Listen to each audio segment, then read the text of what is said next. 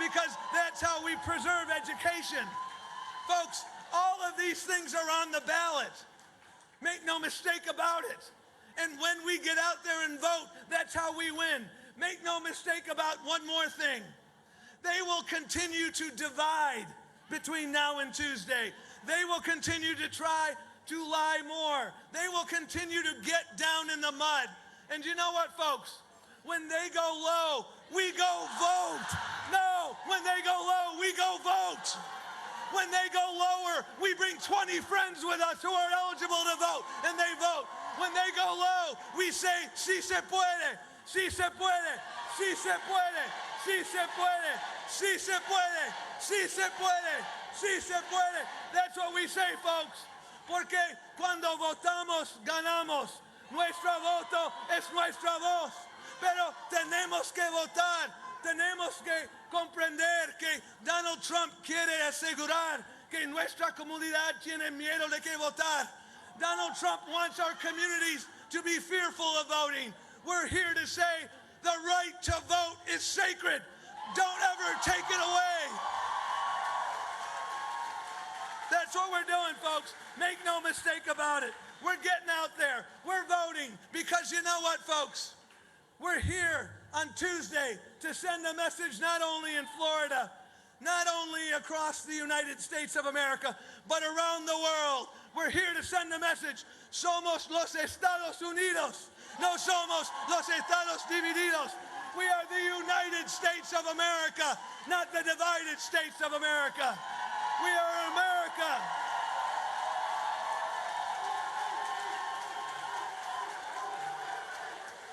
We are an America in which everybody should have access to health care.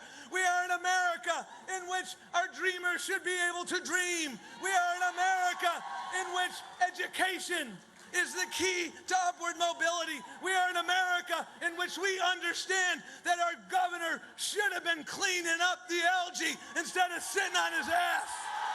That's what he was doing. Folks, this is real stuff. These are real stakes, and you can be the difference. You are the first responders, folks. You are what's going to make us win. And when you vote, we win.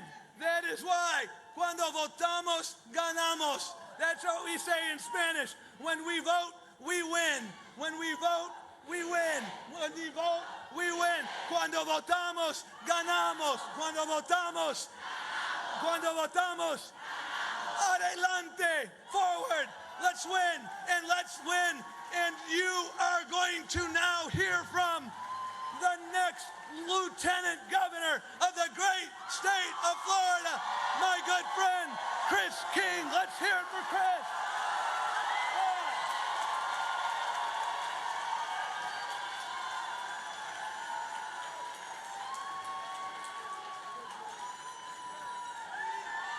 Well, hello, Miami.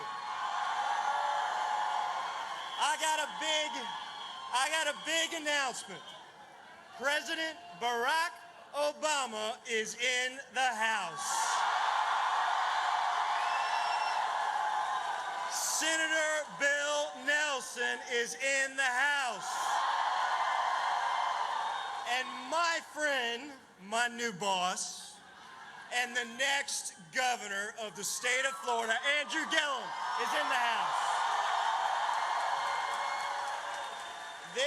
This is a great day, and you encourage us by showing up 4 days before a historic election. The last time we won the governor's race, I was in 9th grade, and Andrew Gillum was in middle school. But in 4 days, we are going to send a message to the nation that Florida will transcend politics and send Andrew Gillum to the governor's mansion.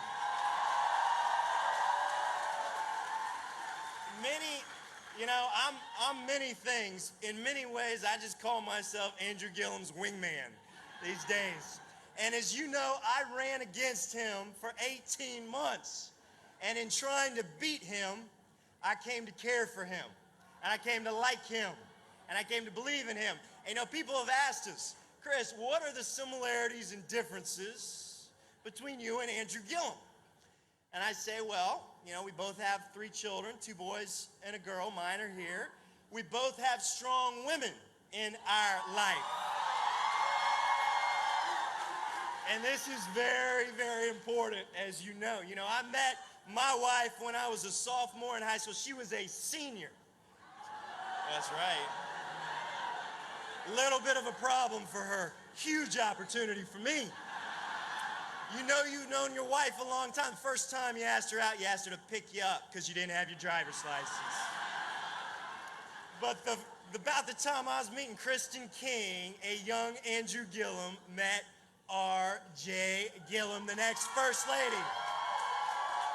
And I tell you what, if you're concerned about strong women being in Andrew Gillum's life, do not be concerned. Because he has a magnificent wife, and he has an extraordinary mother, Frances, who's here today. So we got strong women, but what's the difference? The difference is not about politics. The difference is Andrew Gillum has a swagger. He has a hip factor. You know it.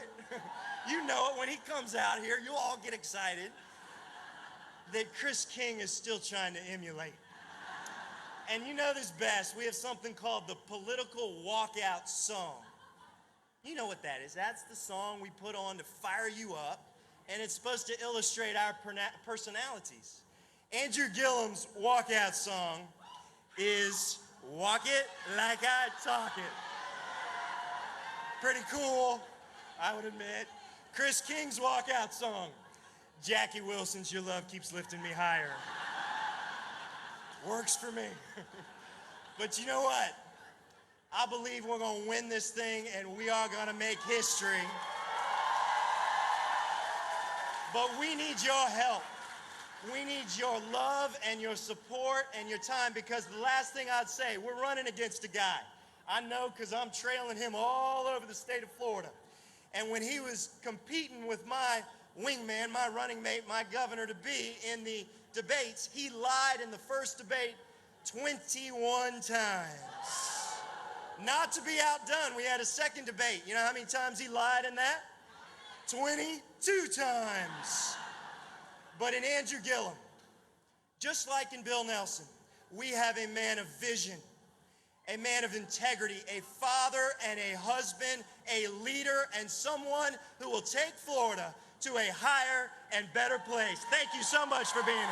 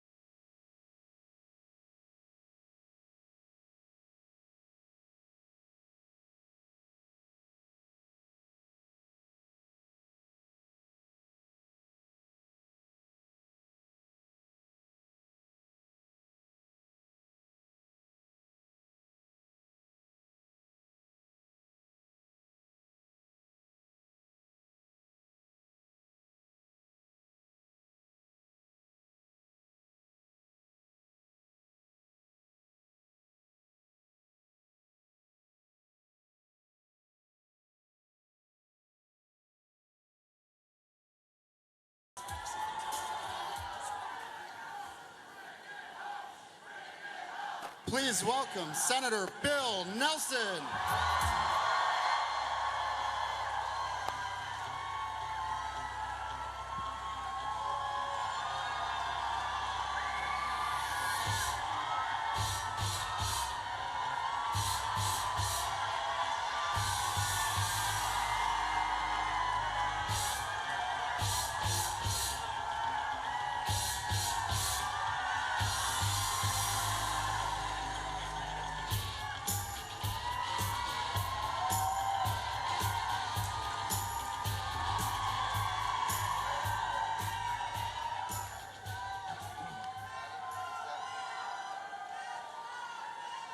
Wow.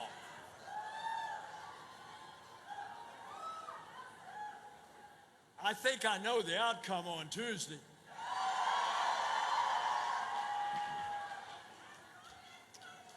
I want you to know, one of the things you don't know is that I had the privilege when a new senator came from Illinois to the Senate. I brought him to Florida for the first time. I'll never forget this. We had a joint town hall meeting, and we had it in the Macedonia Missionary Baptist Church in Eatonville, Florida, the only place that would hold a big congregation, and so many people turned out to see Senator Obama that day. They were hanging from the rafters. And of course, now, years later, he's coming back to help some more of us, and he's doing it because he knows it's so important. Because think of the legacy that he has had and what they're trying to do to undo his legacy. And we're not going to let them do it.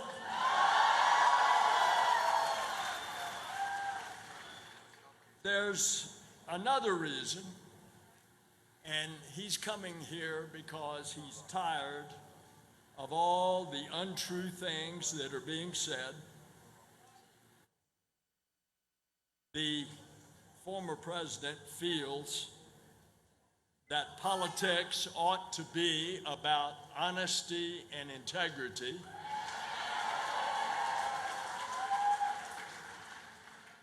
And he, of all people, can stand up in great contrast to what we see in the occupant of 1600 Pennsylvania Avenue right now.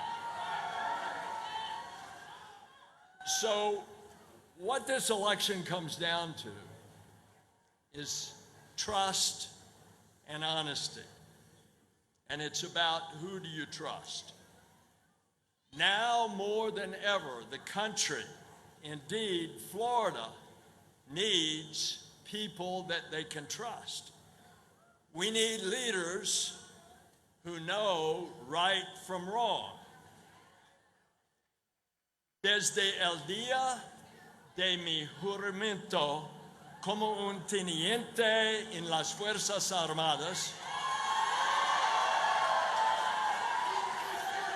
from the day that I was sworn in as a lieutenant in the Army, hasta el día que yo volé al espacio, until the day that I flew in space, hasta hoy in al Senado, until today in the Senate.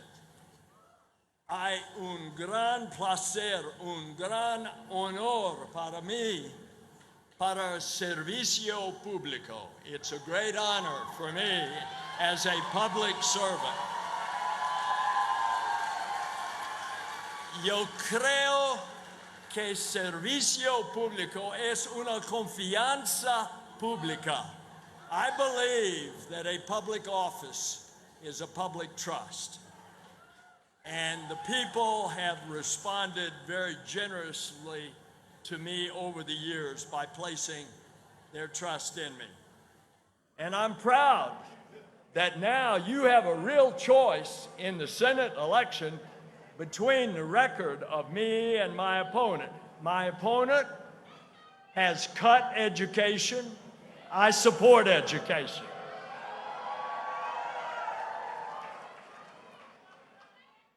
I have tried to protect the environment. My opponent has savaged the environment. And you see the results of the green algae and the red tide. Hashtag Red Tide Rick.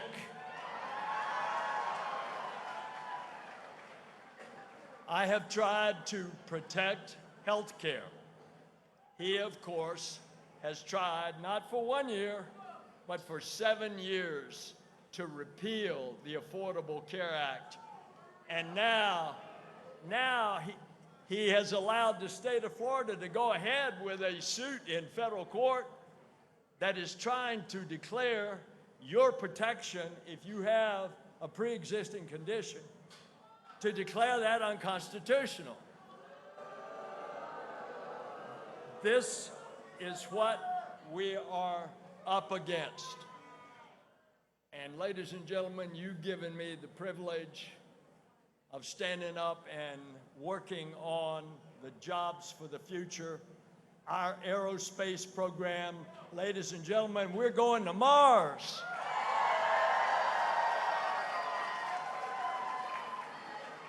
And those high-paying jobs, the spin-offs from the new achievements in space, it all translates into American leadership in space and the jobs right here in Florida. And then let's don't forget what Mitch McConnell said just the other day. He said because of the big tax cut bill for the corporations, now he's got to find revenue. Where is he going? He said he's going to cut Medicare and Social Security. Not on my watch as long as I'm around.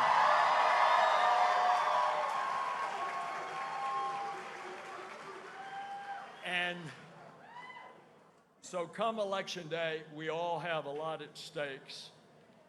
And it means voting for leaders that really care about the people that they represent.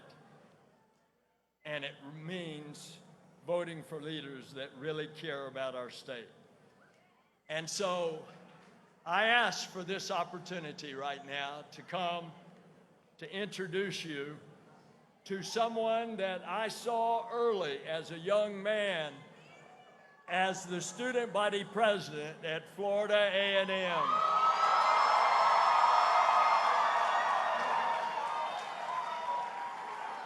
My wife and I had asked Andrew to come talk to a gathering that we have annually for college student leaders on the issue of values. And that young man has been one of the earliest, youngest city commissioners in Tallahassee, and then a great reign as mayor, and now he is going to be the next governor of Florida. Mayor Andrew Gillum.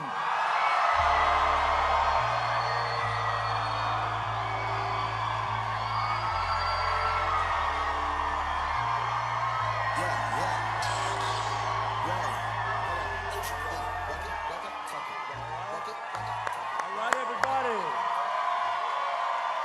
What's going on, everybody? What's going on? Are y'all ready to flip Florida blue? That's not good enough. Are we ready to flip Florida blue? Y'all, that's getting a little bit better. I gotta tell you, it is such a beautiful sight from up here.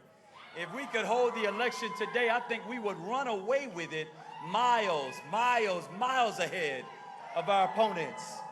Democrats, independents, even some of our Republican friends that are joining us today, are y'all ready to flip Florida blue for the first time in 20 years?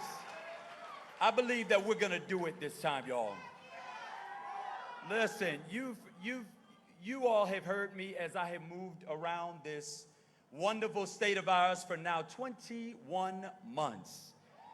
And you've heard me over these last 21 months do my very best to introduce myself to you through my lived experience, oftentimes talking about my mother, Frances, who birthed us in Jackson Hospital right down here in Miami. My mother, Frances, who was a school bus driver for the Miami-Dade school system. My daddy, Charles, who was a construction worker, and when my dad didn't have construction work to do, you would find him on the street corner selling fruits or vegetables to folks. On Saturday mornings, he would set his truck up in the open field across the street from the cemetery and sell flowers to bereaved families. Between my mother and father, they are the best examples of hard work that I know to this day. And I gotta tell you, I am so very honored to have my mother here with me today, Frances Gillum. Say what's up, Ma. I love it. Y'all, she's getting used to this. She's starting to give the royal wave. But y'all, we've come a long way from Richmond Heights and South Dade. We now find ourselves in this moment where we sit at the precipice of something great, something transformational in our state. The opportunity to put the voices of everyday working people of our state back at the centerfold of public policy and decision-making and results that come out of Tallahassee. Y'all, I'm here in South Florida today to ask you for the only thing in life my mother ever told me to ask for, and that's a chance. I want a chance. I want a chance. I want a chance to be your next governor. I want a chance. I want a chance to get to Tallahassee as your next governor so that we can work to pay teachers what they are worth for doing the most difficult job that exists in society. We're talking about teachers who, I have to admit, I would not be standing before you, not as the mayor of Tallahassee, Florida, and certainly not as the Democratic nominee for governor of the state of Florida, were it not for those teachers, those individuals who worked overtime on my behalf. They poured into me, they encouraged me, they inspired me to do the work that I thought that I couldn't get done by myself. They encouraged me to reach beyond my limitations. They poured into me, just as they pour into our young people every day of the week. And in the absence of our parents, these are the people who are responsible for the shaping, the molding, the inspiring, and the cultivating of the minds of our most precious gifts, our children. And that's why we gotta pay them a wage that they can live on, along with all of our support staff who make that possible. I want a chance. I want a chance. I want a chance to be a governor who will go to Tallahassee and will actually believe in science.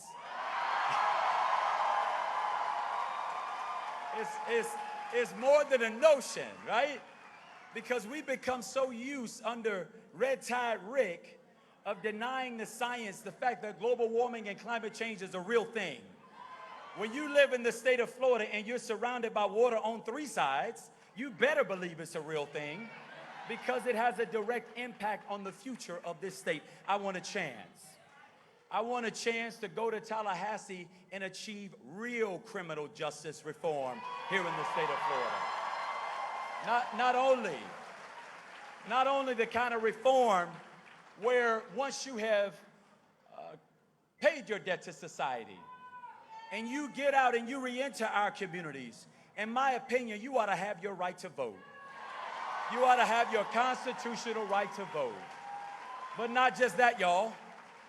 You also ought to be able to get out and have your right to work, your right to earn a decent wage, earn a living for yourselves and your family. And when we win this race, we're going to reform the criminal justice system in such a way that gives people lift and opportunity and makes our state a safer state in the process. Y'all, when we win this race for governor, you're going to have a governor who will work to expand Medicaid for over 800,000 of the most medically needy people in our state. I want that chance. It is not only important that we expand Medicaid for those who don't have access to insurance, it's important that we do it for those of us who do, who want to be able to see health care expanded, but also have some predictability around our insurance rates that are increasing year over year over year, largely because these folks are getting access to health care in our emergency rooms. We can do better than that, y'all, and when we win this race, we will do better than that. We will do better. Y'all, I want a chance to go to Tallahassee and to take on the NRA and let them know. That's right. I want to let them know that their time of running Tallahassee has come to an end. I want them to know that the value of our children's lives are worth us standing up for them. No parent ought to have to send their kid to school worried about whether or not they will pick them up alive or in a body bag. No parent. No neighborhood deserves to be so ravaged by the violence and the everyday violence that pervades too many of our neighborhoods that you can't let your kids play outside. That is unacceptable. We can respect the Second Amendment and at the same time protect our families. And it's just this simple. If you want to carry the power of God at your waist belt, you ought to have a background check. If you are a convicted domestic violence abuser, you should not have access to weapons where you can snuff out the lives of your loved ones. If you want to shoot a gun that can fire off 60 bullets in 60 seconds, you ought to join the military. Those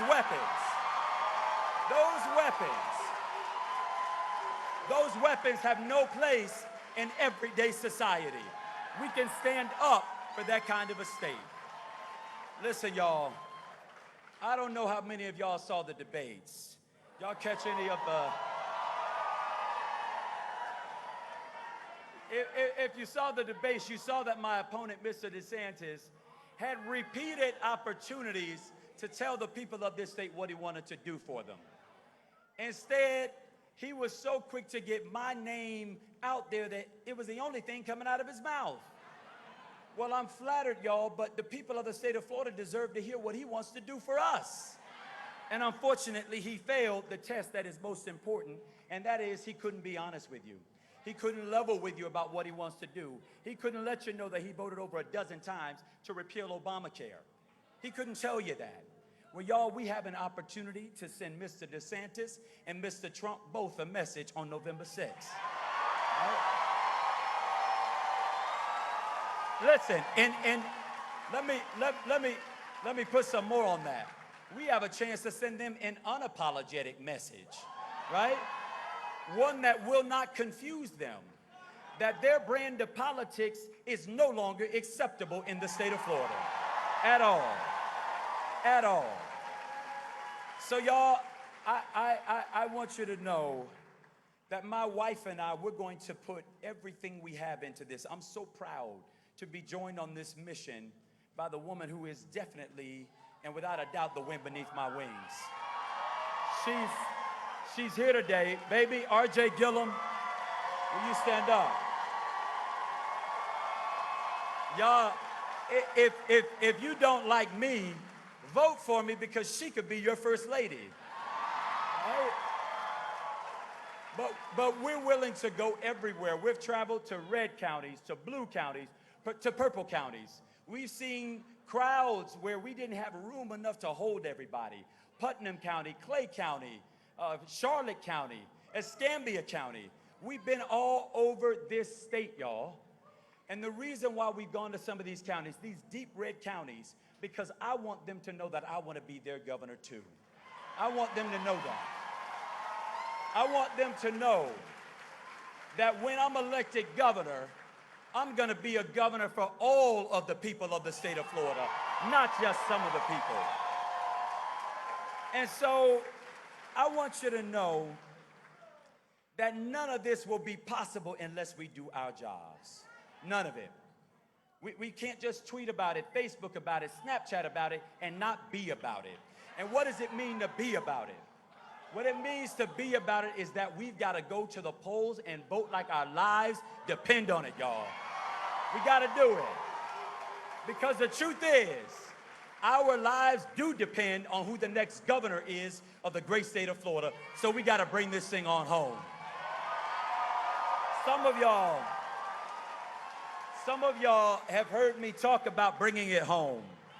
And I want to do it here before I bring out the next speaker. I want to remind you of what this thing is about for me.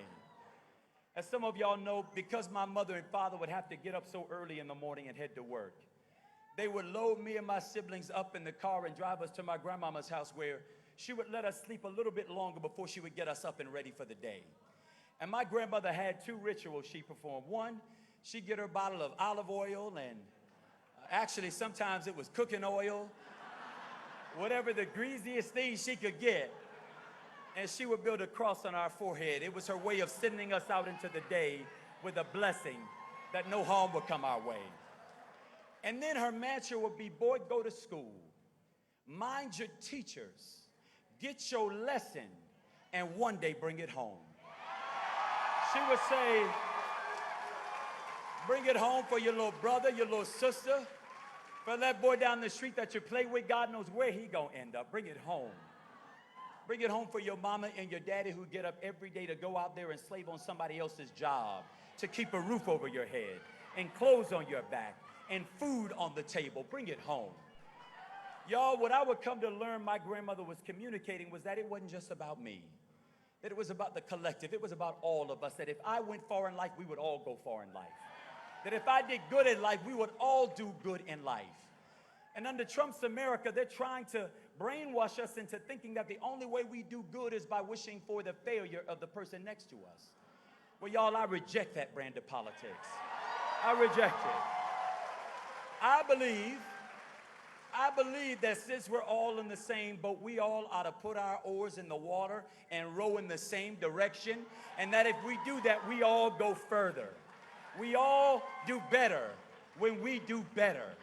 And so, y'all, we've got an opportunity in this election to send a message not just across the state of Florida, but across the nation, that that kind of divisive and derisive politics has no place anymore. In fact, that message will resonate outside of our state, around the nation, and around the world, that America is still America again, and decency and common sense and goodwill can win out over bad. So I want you to join us in bringing this win home, not just for me. I want you to bring it home for the faces that I cannot recognize, the names that I cannot call, the communities and neighborhoods who need their fair shot at life as well. God knows I've been blessed over the course of my life to this point. Y'all, we want to make sure that we can create the kind of state that works for everybody again. If we get out and vote, if we get out and organize, if we vote like our lives depend on it, we can have that kind of state. But we cannot do it without you. So y'all, let's bring it home. Let's bring it home. Let's bring it home. Well, listen, now I have the opportunity to bring to the stage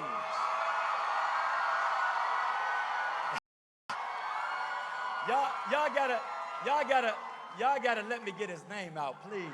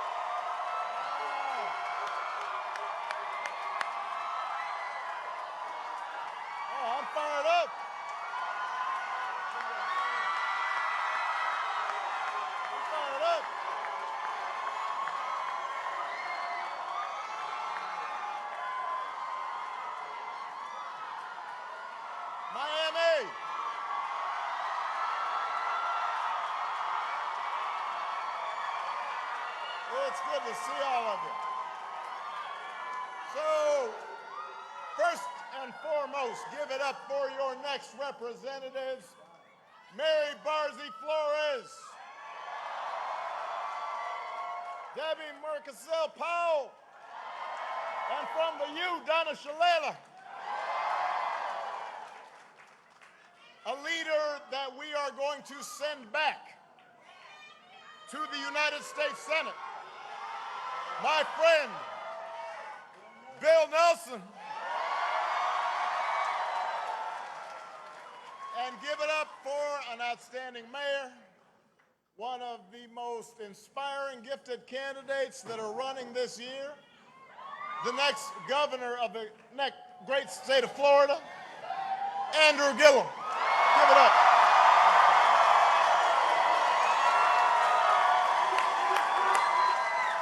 So let me make a confession. I love you back.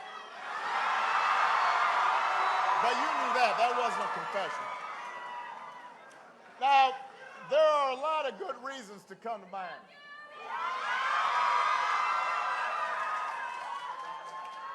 It's starting to get a little cooler back in D.C. Leaves are falling and the wind's getting a little brisker. And, you know, around this time of year, you start thinking, I wouldn't mind being in Miami. Got the ocean.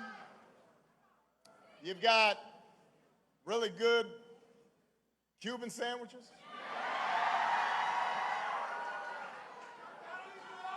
You've got very nice-looking people.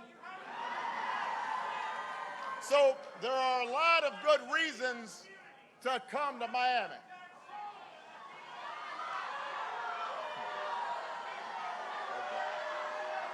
You know, it's okay. You know, you're right.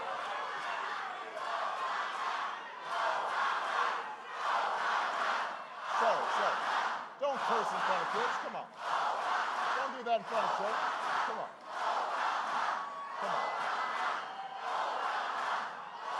So,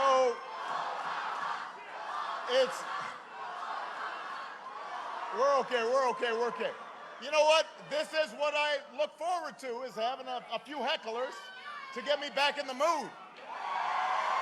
You know, it's like I enjoy that. You always got to have a few in order to know that you're on the campaign trail.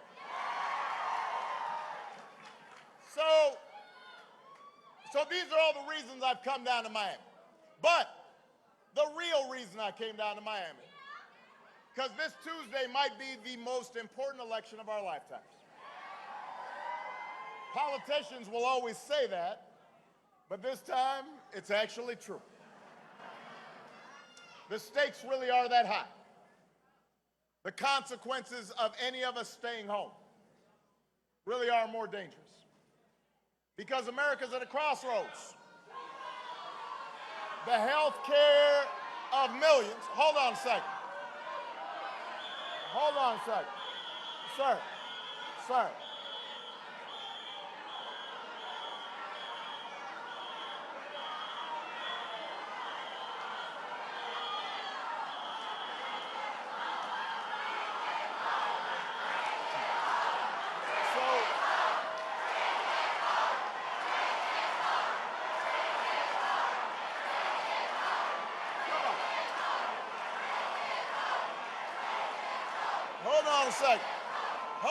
Hold on a second.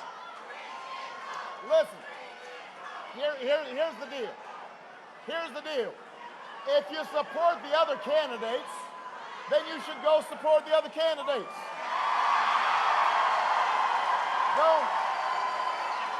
Don't be here.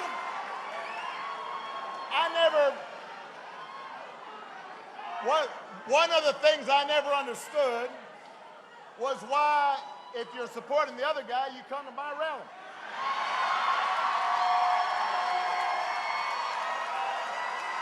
Go to their rally.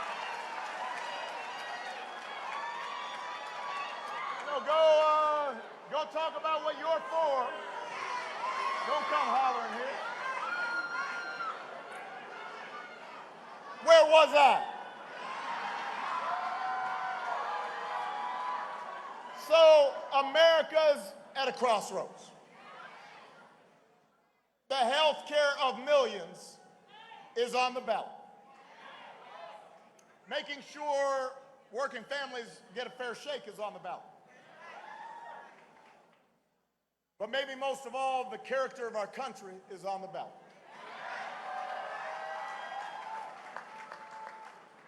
In the closing weeks of this election, we have seen repeated attempts to divide us with rhetoric designed to make us angry and make us fearful.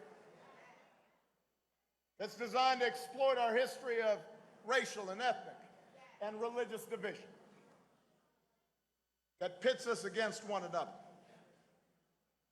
to make us believe that order will somehow be restored if it just weren't for those folks who don't look like we look, or don't love like we love, or pray like we do. So,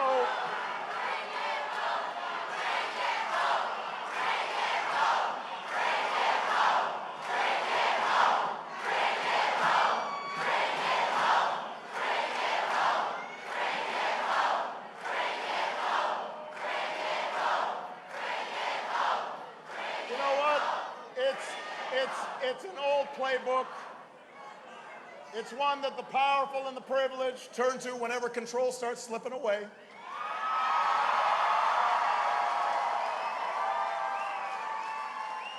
They'll get folks riled up just to protect their power and their privilege, even when it hurts the country, even when it puts people at risk. It's as cynical as politics gets. But in 4 days, Florida, you can reject that kind of politics.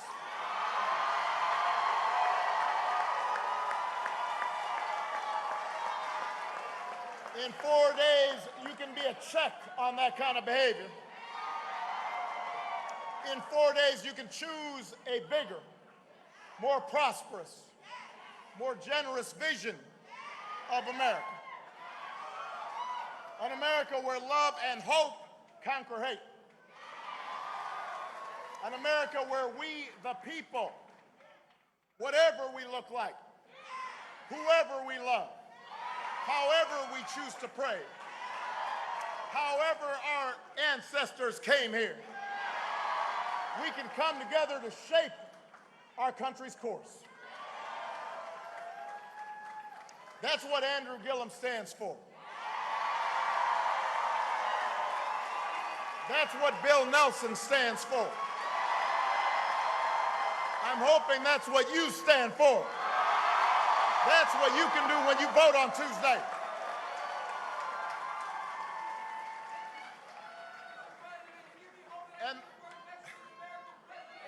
And then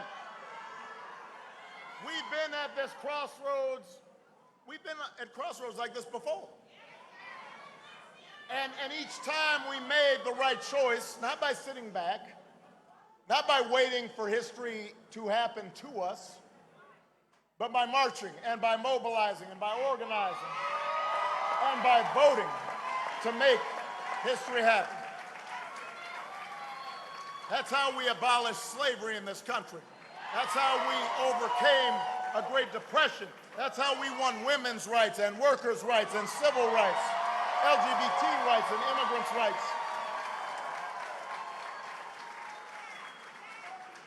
That's what made the story of America a story of progress. Ordinary people doing extraordinary things. But progress never comes without a fight.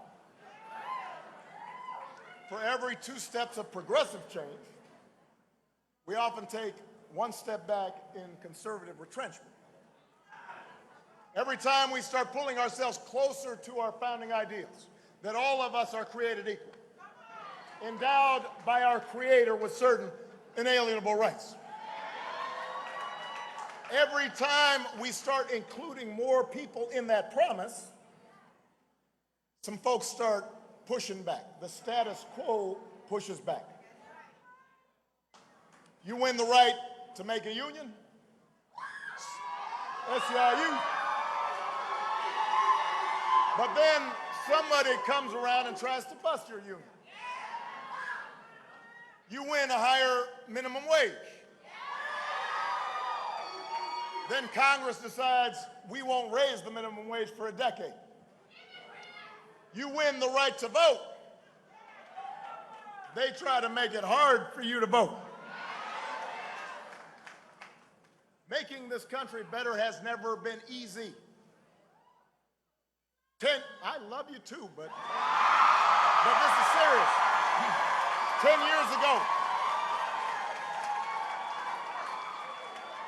years ago, I was campaigning for president. You know, I was in game shape back then. That's why I didn't lose my voice. I could talk all the time. Now I'm not used to talking this much.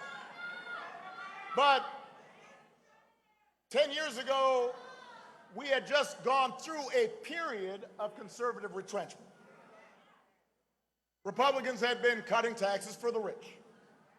They'd been cutting rules for big banks and for polluters. We had just gotten hit with the worst financial crisis in our lifetimes.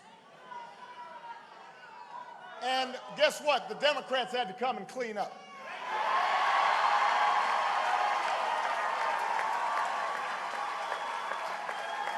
Bill remembers because he was there. And so with the help of Democrats like Bill Nelson, we got the economy growing again. We covered another 20 million people with health care. We doubled the amount of clean energy we generate. We put tougher rules on banks and credit card companies. We cut our deficits by more than half, in part by making sure the wealthiest paid their fair share of taxes.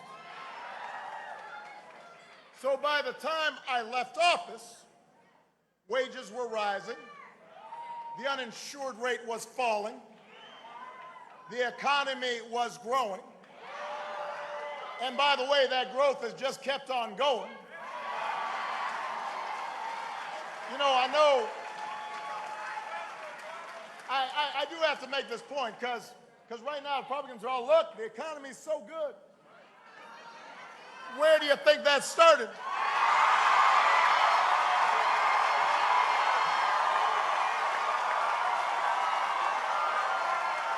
When did that start?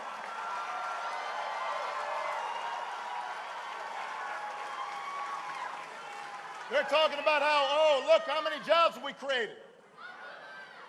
The economy created more jobs in the last 21 months that I was in office than it did in the 20 months after I left office.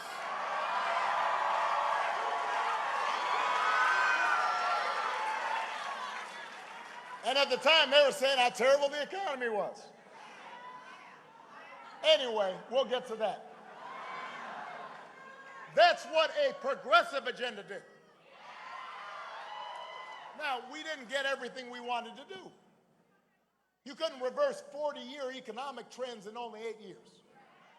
You couldn't bring all the jobs back that had moved overseas.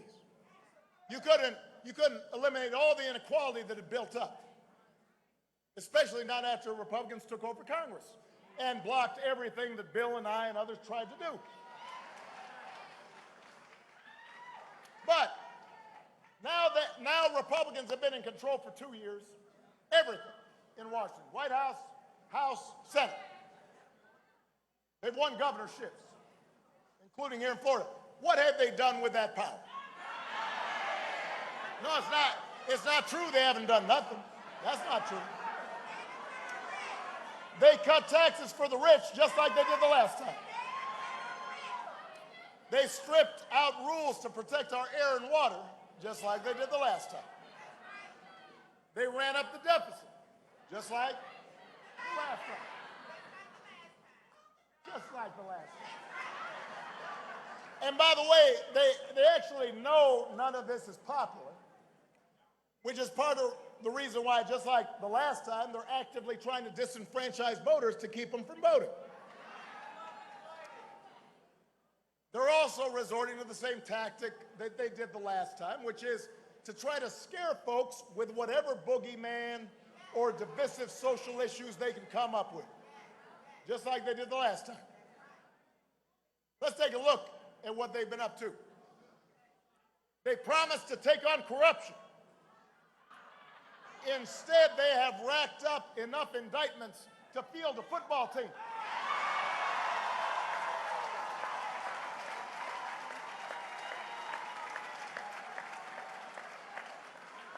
You know, I didn't have anybody in my administration get indicted.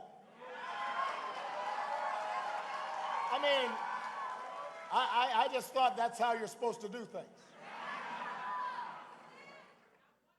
They pledged to fight for the little guy. Instead, they doled out $1.5 trillion in tax cuts aimed at billionaires and corporations.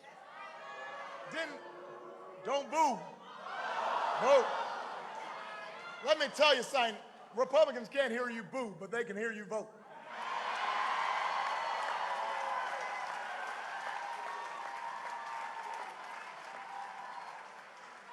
So they did not even pretend to pay for these tax cuts. And of course, deficits shot up. That's what happened. Except just 2 weeks ago, the Republican leader in Congress said, you know, now that we've gotten our tax cuts passed, we're very disturbed with the deficits. We need to bring them down. We're going to have to cut programs like Medicare and Medicaid and Social Security. Hey, don't take my word for it. Look it up. That's what he said. In fact, look up anything I say today, because I promise you, I believe in a fact-based campaign.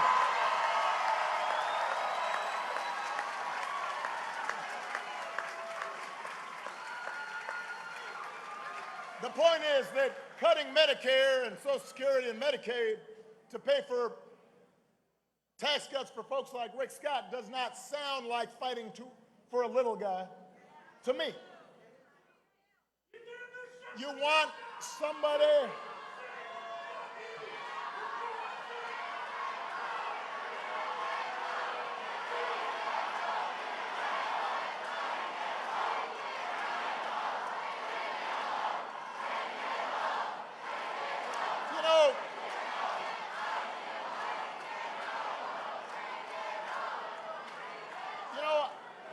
Actually, I think, hold on a second. There's an interesting observation I want to make. Why is it that, hold on.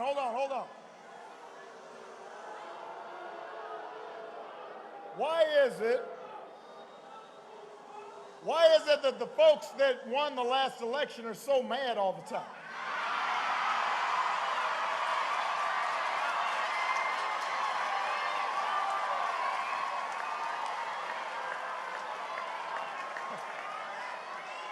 It's an interesting question. I mean, like when I won the presidency, at least my side felt pretty good.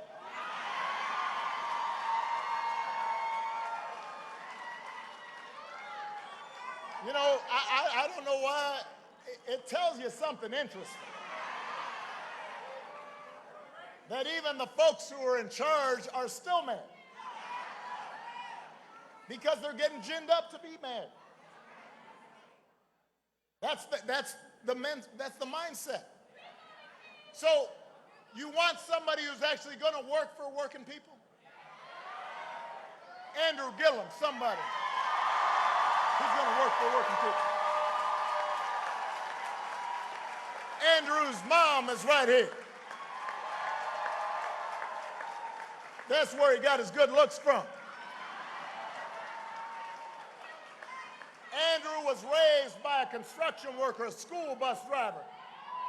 Had to work his way up the hard way to become mayor of Tallahassee. He knows the promise of this country, so he's not going to work. He's not going to work for people who had it handed to him. He's going to work for the people who had to work their way up, just like his parents did, to look after. their families. Andrew has lived the American dream. And if you give him your vote, he will fight to make sure every child in Florida has the same chance that this state and this country gave him.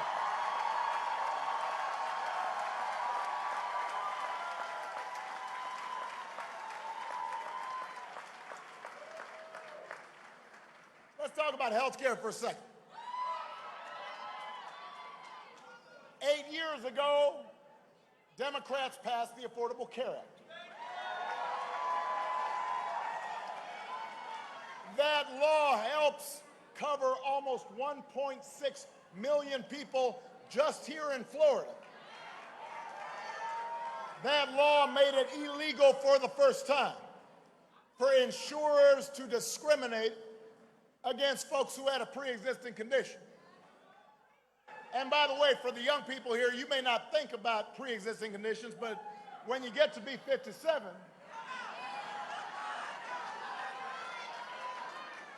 because insurance companies, they could categorize all kinds of things as pre-existing conditions.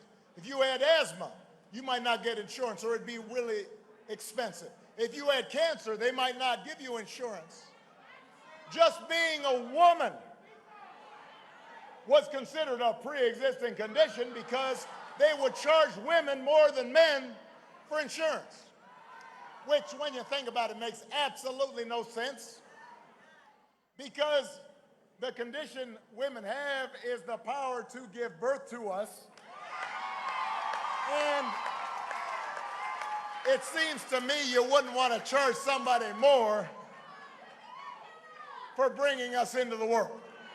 That's just my opinion. So we put in a law that said, no, you got to charge women the same as men. You can't discriminate based on pre-existing conditions. And okay, that's great. So, and by the way, on that vote, not a single Republican joined us. Not one. Zero. Nada. Zilch. None. Goose egg. None. None of them supported us. Now suddenly it's election season, and what happens? You've got Republicans out there saying, oh, well, we will protect pre-existing conditions. Trust us. Let's look at the record. Andrew's opponent was in Congress and voted to sabotage or repeal the ACA and protections for people with pre-existing conditions every chance he got. Bill's opponent, Rick Scott. Don't boo, vote.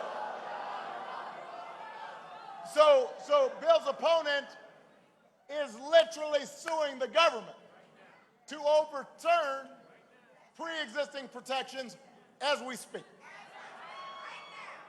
When I was president, Republicans voted more than a dozen times to get rid of protections for people with pre-existing conditions.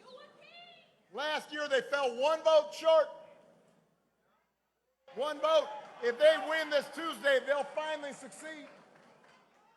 If they keep control of Congress, you better believe they're coming after your health care. Florida, we can't let Rick Scott become the deciding vote that guts your pre-existing conditions protections. In all of his time in office, Rick Scott could have expanded Medicaid and covered 800,000 more Floridians with health care. 800,000. Those are families. Rick DeSantis wouldn't even try. So if you want change, Andrew Gillum will expand Medicaid coverage.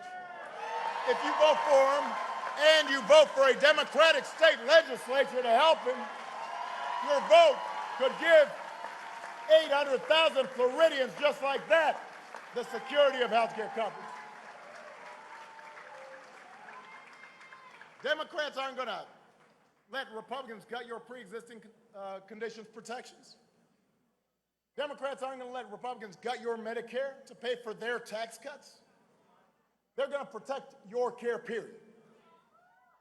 But here's the main point I want to make, Florida.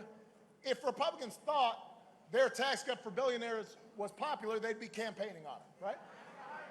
You don't hear a peep out of them. This was their main legislative accomplishment in Congress. They have not mentioned it in a single ad. If Republicans thought their endless votes to sabotage or take away your health care was popular, that's what they'd be campaigning on.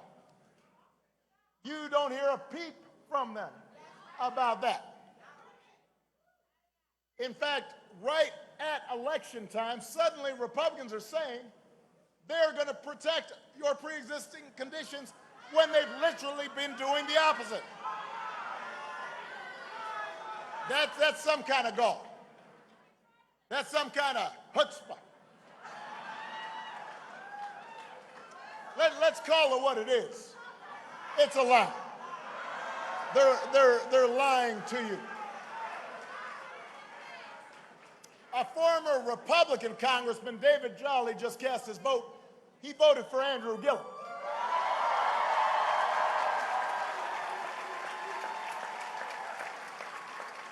He said, the reason's simple, it's because I've served with Ron DeSantis. That should tell you something. Let me tell you, somebody who had served with me in my party voted for the other guy, I'd feel bad. I don't imagine Congressman Jolly and Mayor Gillum agree on a lot, but maybe they, just like all of us, agree that there's some things bigger than politics. And that's on the ballot right now. What kind of politics do we want? Do we want a politics where people are yelling at each other and making lewd gestures in front of the children?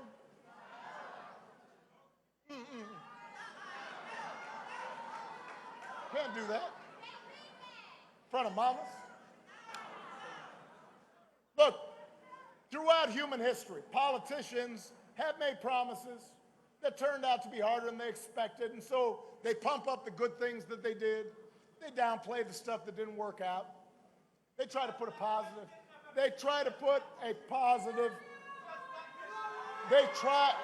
We're okay. They try to put a positive spin on things. It's not just politicians, by the way, that do that. Y'all do that too. You know, sometimes, Andrew, maybe this doesn't happen with you and your wife, but sometimes I'm at home and I'm doing the dishes. I say, hey, hon, look, I did the dishes. Michelle says, that's the first time in a month you've done dishes. Don't brag about it. I'm putting a positive spin on things. Then she asked me, what'd you do wrong? Otherwise, you wouldn't be doing the dishes. We all try to put a positive spin on things. But what we have not seen the way we're seeing right now is politicians just blatantly, repeatedly, boldly, shamelessly lying, just making stuff up. That's what they're doing right now all the time. And by the way, it's not the first time. They do this every election cycle. Try to terrify folks. And then the election comes and problem suddenly magically vanishes. You never hear about it again. In 2010, they said that Bill and we were setting up death panels to kill your grandma. Remember that? In 2014, they said, Ebola's going to kill all of us. Shut the borders. In 2016, it was Hillary's emails. They were all wound up about that. And the mainstream press picked up on it. This is terrible. This is a breach of security. You know they don't care about that, because if they did, they'd be worrying about the current president talking on his cell phone while the Chinese are listening in. They didn't care about it. They said it to get folks angry and ginned up. Now in 2018, they're telling you the existential threat to America is a bunch of poor refugees 1,000 miles away. They're even taking our brave troops away from their families for a political stunt at the border. And the men and women of our military deserve better than that.